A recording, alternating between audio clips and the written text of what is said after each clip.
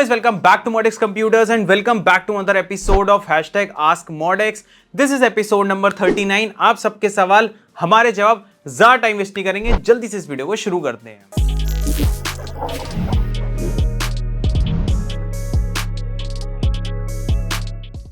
तो चलिए बढ़ते हैं हमारे सबसे पहले क्वेश्चन की तरफ। ये हमसे पूछा है परमचंद जी ने, जो इन्होंने पूछा है, भाई मेरे पीसी के मदरबोर्ड में M.2 का स्लॉट नहीं है बट PCI 3X16 है, सो अगर एक अडेप्टर X4 यूज करके Gen 3 M.2 SSD लगाऊं तो सेम स्पीड आएगी क्या? एंड ऑल्सो वो वाली M.2 पर विंडोज और सारा डेटा क्लोन कर सकते हैं क्या? If yes then please suggest me how to do that, thank you. तो देखो भाई, अगर आपके पीसी में M.2 का स्लॉट नहीं है, दैट मींस थोड़ा सा पुरानी ओल्डर जनरेशन का शायद आपका पीसी होगा, तो एक बार देख लेना कि भाई वो PCI Gen 3 को सपोर्ट करता है नहीं करता। पता चले लगा लिया फिर स्पीड वीड भी नहीं आ रही, तो मतलब एक बार वो चीज़ का गूगल ज़रूर कर लेना, ठीक है, कि आपका प्रोसेसर सपोर्ट करता है या फिर नहीं करता।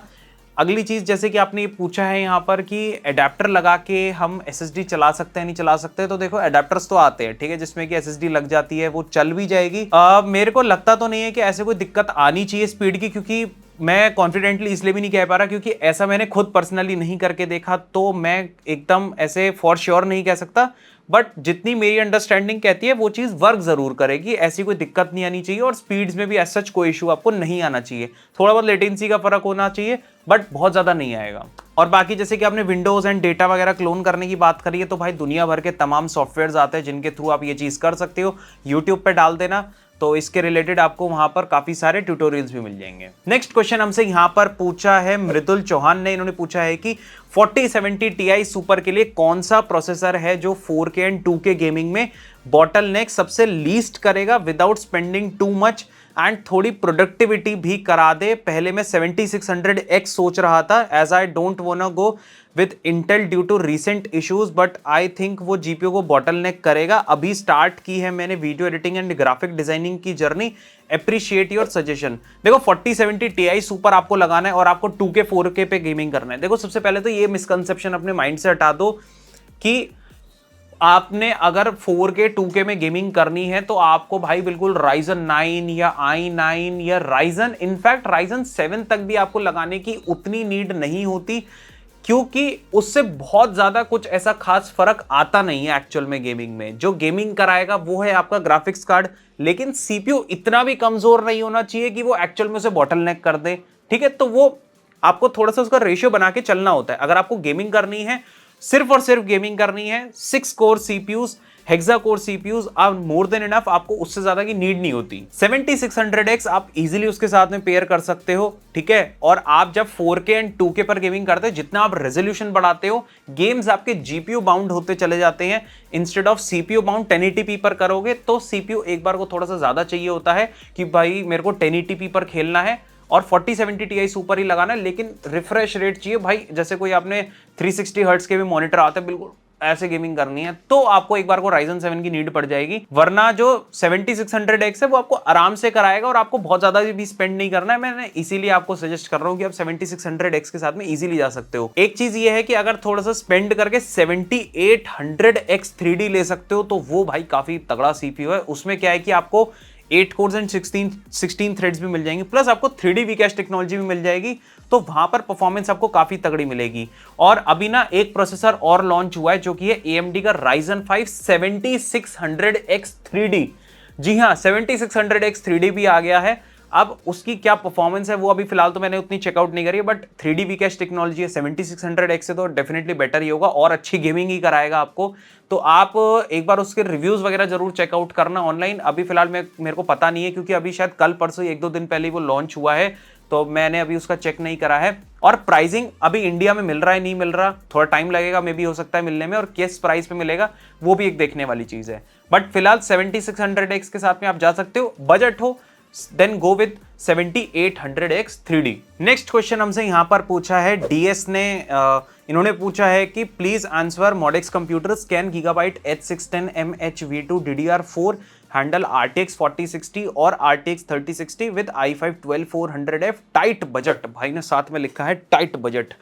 देखो यार, सबसे पहली चीज तो ये है कि ये जो H610 वाले मदरबोर्ड्स रहते हैं, ये मतलब i5 12400F आप इनके साथ में पेयर कर सकते हो, बट बहुत ज़्यादा रिलायबिलिटी आप इनसे जो एक्सपेक्ट नहीं कर सकते कि लॉन्ग टर्म में आपको स्टेबिलिटी इश्यूज़ नहीं आएंगे, आप इतना एक्सपेक्ट नहीं कर सकते। हो सकता है आपको इश्यूज़ भी इसके साथ में लॉन्ग टर्म के अंदर देखने को मिल जाए मदरबोर्ड के साथ में, ठीक है। और अगर आपको टाइट बजट ही है तो H610 लगभग आपका मेरे हिसाब से 6,500 रुपये के आसपास में आता है।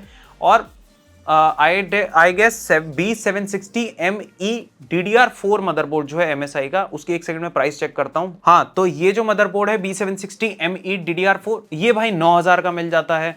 तो 6,500-7,000 और 9,000 में सिर्फ 2,500 का ही फर्क है। I would highly recommend you कि आप ये 2,500 जरूर इन्वेस्ट करो। B760ME DDR4 के साथ में जाओ, लॉन्ग टर्म स्टेबिलिटी के कोई इशू नहीं आएंगे, बढ़िया चलेगा। 3060 4060 कुछ भी चलाना मस्त चलेगा, बट स्टिल आपको H610 के साथ में ही जाना है तो एक बार को जा सकते हो, चीज तो वो काम आराम से कर देगी। और अगर H610 मदरबोर्ड के साथ में जाओ तो मेरी तरफ से सजेशन आपके लिए ये रहेगा कि आप जाना Asus के प्राइम H610 के साथ में, वो बाकी सब ब्रांड से जो है मच बेटर है। नेक्स्ट क्वेश्चन हमसे यहां पर पूछा है ब्लू फ्लेम आर्मी, इन्होंने पूछा है कि RX 6750 XT वेबसाइट में क्यों नहीं है।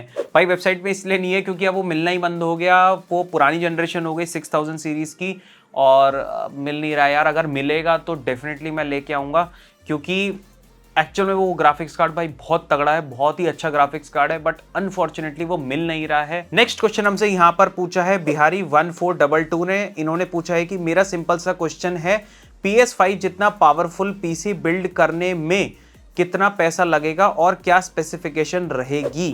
देखो PS5, पहले तो हम PS5 के बारे में बात करते हैं कि PS5 हमें कैसी गेमिंग कराता है। PS5 देखो कंसोल के अंदर मैं उतना ज्यादा नहीं हूं, और मैंने आज तक भाई कंसोल्स के रिलेटेड मैंने एक भी वीडियो नहीं बनाई है। बाकी मुझे कमेंट के अंदर करेक्ट कर देना, कमेंट्स के अंदर अगर मैं कुछ गलत कह रहा हूं तो।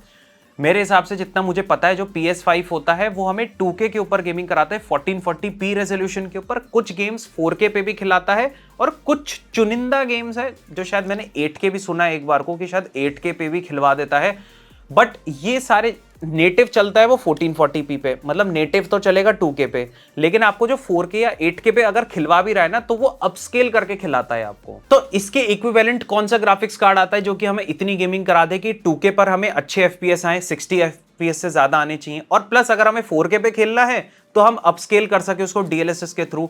तो 4060 Ti 4070 ये एक स्वीट स्पॉट यहां पर बन जाता है। आप इसके ऊपर जो है 2K पे गेमिंग कर सकते हो, प्लस आप 4K पे भी कर सकते हो अपस्केल करके DLSS का यूज करके। तो ऐसा एक पीसी जिसमें कि हमारा Ryzen 5 या i5 हो, अच्छा सा मदरबोर्ड लग गया, उसके साथ में एक डिसेंट सा एयर कूलर आपने लगा लिया, और 4060 Ti 4070 या इनफैक्ट और बेटर करना है तो आप 4070 सुपर भी ले सकते हो, और 1TB की SSD आपने कैबिनेट और पावर सप्लाई अकॉर्डिंगली चूज कर ली। तो ऐसा एक पीसी आपका 90,000 से लेकर के 1,10,000 1,20,000 तक जा सकता है। 4070 सुपर तक जाओगे तो 1,20,000 में बनेगा। 4060 Ti के साथ ही बना लोगे तो आपका बन जाएगा लगभग मेरे हिसाब से 85-90,000 में। बट आपको क्या उसमें बेनिफिट्स मिलते हैं पीसी के साथ में, देखो PS5 आता है आपका 55,000 का, ठीक है, और पीसी आपका बनेगा भाई कितने में, आपका 85 का बन गया। तो आप जो 30,000 रुपये एक्स्ट्रा दे रहे हो, इसमें आपको ये बेनिफिट मिलता है कि अब आप कुछ भी करो, आप सब करो, आप वीडियो एडिटिंग एकदम भाई मस्त करो, आपको खूब सारे गेम्स जो खेलने हैं वो खेलो, ठीक है, दुनिया भर के सॉफ्टवेयर्स, प्रोडक्टिविटी करनी है, कुछ नया सीखने का मन है। आप PS5 क्या है, एक गेमिंग मशीन है, बस वो गेमिंग तक ही लिमिटेड रह जाती है, आप और कुछ नहीं कर पाते उसमें। आपको यूट्यूब चैनल बनाना है, ठीक है, आपको कुछ फ्रीलांसिंग करनी है, नहीं हो सकता।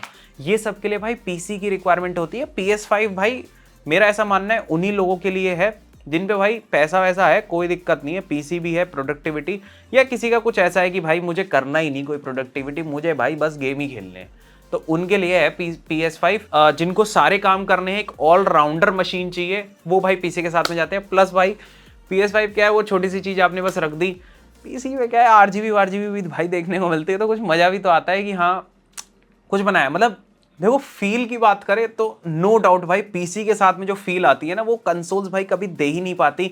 डुअल मॉनिटर सेटअप बना रहे हो, अपने पसंद का कीबोर्ड माउस चूज कर रहे हो, पूरा एक सेटअप बना रहे हो, अपना मस्त सा टेबल वेबल लगा के, भाई मजा आता है इन सब चीजों में। और आपको जो RGB देखने को मिलती है भाई, टेम्पर्ड ग्लास होता है अब तो पीसी के अंदर, भाई जाग के देखो RGB मिलती है।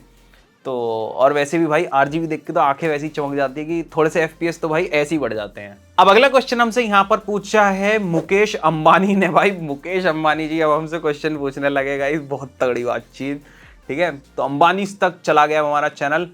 अंबानी भाई एक डालना जरा यार 1000-2000 पीसी का प्लीज, है ना, 2000 पीसी का ऑर्डर डाल दो, मजा आ जाएगा मॉडेक्स वालों को। एनीवेज गाइस, तो मुकेश अंबानी जी पूछते हैं RTX 3050 ग्राफिक्स कार्ड सिस्टम में 450 वॉट का SMPS चल सकता है, प्लीज रिप्लाई माई आंसर। यार एक तो ये अंबानी से जो कमेंट आया ना, और ये 3050 की बात कर रहे हैं, मजा नहीं आ रहा यार। 4090 वो भी 10 लगाने की बात करो तब तो कुछ मजा भी आया। अच्छा जोक्स अपार्ट, 3050 के साथ में 450 वॉट की पावर सप्लाई 3050 के साथ में आराम से चलेगी, कोई इश्यूज नहीं आएंगे। बस ये है कि बाद में कुछ अपग्रेड करना हो तो भाई उसका कोई भी आपके पास हेडरूम नहीं रहेगा। तो 450 वैसे अगर 3050 के साथ चलाना चल जाएगी। नेक्स्ट क्वेश्चन हमसे यहाँ पर पूछा है यूजर ने, इन्होंने पूछा है भाई मैं क्या पीसी खुद से बिल्ड करूं या दुकान से जाकर करा लूं? खुद से पीसी बिल्ड करने से कोई खतरा है क्या? Please answer me. देखो खतरा तो ऐसा सच कुछ नहीं होता, ऐसा नहीं है कि आप पीसी बना रहे हो और एकदम ऐसा, तो ऐसा कुछ नहीं होता है कुछ भी। अब पीसी बिल्ड करने में थोड़ा सा तो देखो ध्यान, बस मेरे हिसाब से एक चीज होती है जो बड़ी ही नाजुक चीज होती है, उसका यार बहुत ध्यान से करना होता है कि जो आपका मदरबोर्ड होता है उसमें जो आपका प्रोसेसर लगता है उसको भाई बहुत ध्यान से करो। मतलब मेरे ऐसा मानना है पूरा ही पीसी जो बनता है मोस्ट इंपॉर्टेंट और सबसे ज्यादा डिटेल में जाके उसको बिल्कुल ध्यान से जो करने वाला काम है वो यही है। क्योंकि मेरे पास भाई मैं आपको बताऊं, हमारी वेबसाइट है मॉडेक्स कंप्यूटर्स, वहां से भाई पार्ट्स भी ऑर्डर करते हैं हमारे कस्टमर्स। तो मेरे को साल में 2-3 बार ऐसे केस मिल जाते हैं कि किसी कस्टमर ने हमसे पीसी ना लेकर के पार्ट्स ले लिए कि मैं खुद से असेंबल करूंगा। बाद में क्या होता है, वो मदरबोर्ड का सॉकेट डैमेज हो जाता है उनका, क्योंकि वो प्रोसेसर लगाते हैं वो सही से बैठा नहीं, उन्होंने मतलब हो गया, मतलब सॉकेट डैमेज हो जाता है उनका। तो क्योंकि वो खुद से बिल्ड कर रहे थे, फिर वो मदरबोर्ड जो है फिर वो रिपेयर में जाता है, खर्चा होता है, कई बार तो मदरबोर्ड रिपेयर भी नहीं हो पाता, तो वो सारी दिक्कतें रहती हैं। मैं डरा नहीं रहा हूँ, ठीक है। आप पीसी बिल्ड खुद से करना चाहते हो तो डेफिनेटली कर सकते हो, खुद से नहीं करना तो इजी ऑप्शन तो यही है कि भाई किसी से करवा लो, जिनको आता हो, कोई शॉप हो नियर बाय उनसे करवा लो, या फिर आपको हमसे ही पीसी बिल्ड। अब जैसे क्या हम तो भाई हमारा मेजरली काम तो यही है कि हम खुद से बिल्ड करके, और हम कोई पैसा भी नहीं लेते एक्स्ट्रा।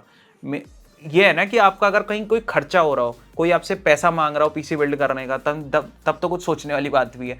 हम पीसी बिल्डिंग का कोई चार्ज भी नहीं लेते, तो ठीक है। अगर कहीं खर्चा नहीं हो रहा तो और रिस्क वगैरह नहीं लेना तो किसी और से भी करवा सकते हो। नेक्स्ट क्वेश्चन, और जो आखिरी क्वेश्चन है ये हमसे पूछा है अभिषेक ने, इन्होंने पूछा है कि I bought PC from you last year. अच्छा हमारे बारे में क्वेश्चन, और हमसे पीसी लिया था भाई ने। Now it's cabinet fans RGB is not working, fans are spinning but उसकी RGB नहीं चल रही है भाई की, ठीक है। When I turn on PC lights are not working, then when I restart couple of times then it will work, sometimes working sometimes not। Cabinet है एंटी स्पोर्ट्स की 510 air. I also have 360mm deep cool AIO, that's working fine, but don't know what's wrong with cabinet fans, I have tried installing new fans but same issue। अच्छा समझ गया मैं, ठीक है। तो मतलब PC कभी कभी चलते हैं उसकी RGB, कभी कभी उसकी RGB नहीं चलती है, तो ये एक इशू है मेरे को यहाँ पर जो लग रहा है। और आपने फैंस भी चेंज करके देख लिया, मेरे को ऐसा लग रहा है कि फैंस तो आपने चेंज कर लिए, लेकिन जो पीछे कंट्रोलर लगा होता है ना कैबिनेट में 510 एयर में, जितना मुझे याद है पीछे कंट्रोलर रहता है, तो वो कंट्रोलर खराब हो गया होगा कि वो कभी तो RGB जला देता है कभी नहीं जलाता, ठीक है। और आप कह रहे हो कि आपके AIO के तो आराम से चल रहे हैं RGB, उसमें कोई इशू नहीं है, तो वो कैबिनेट का कंट्रोलर खराब हुआ है, वो चेंज करना पड़ेगा तब सही होगा। बस तो गाइस यही थे आप सबके सवाल और यही थे हमारे जवाब। वीडियो आपको कैसे लगे नीचे कमेंट सेक्शन में जरूर बताना। बाकी गाइस पीसी वगैरह बाय करना हो तो डेफिनेटली हमको रीच आउट कर सकते हो, वेबसाइट की लिंक आपको नीचे मिलेगी हमारे डिस्क्रिप्शन के अंदर, जाओ अपने सभी पीसीज को फटाफट से गाइस ऑर्डर मार दो। और दूसरी चीज, आप हमारे नेहरू प्लेस स्टोर पर भी आ सकते हो, आपको नेहरू प्लेस के अंदर देखने को मिल जाएगा। 809 8th floor Bhandari house building हमारा एड्रेस है, यहाँ पे आके पीसी बिल्ड करा सकते हैं। इसके अलावा स्क्रीन पर आपको नंबर्स देखने को मिल जाएंगे, कॉल व्हाट्सएप के थ्रू रीच आउट कर सकते हो हमारी सेल्स टीम को, और नीचे डिस्क्रिप्शन के अंदर भी मैं कॉन्टैक्ट नंबर सारी डिटेल्स छोड़ दूंगा, डेफिनेटली आप लोग हमको रीच आउट कर सकते हैं। मिलेंगे एक और नई वीडियो के अंदर एक और नए कमाल की वीडियो के साथ में, तब तक के लिए यार थैंक्स फॉर वॉचिंग।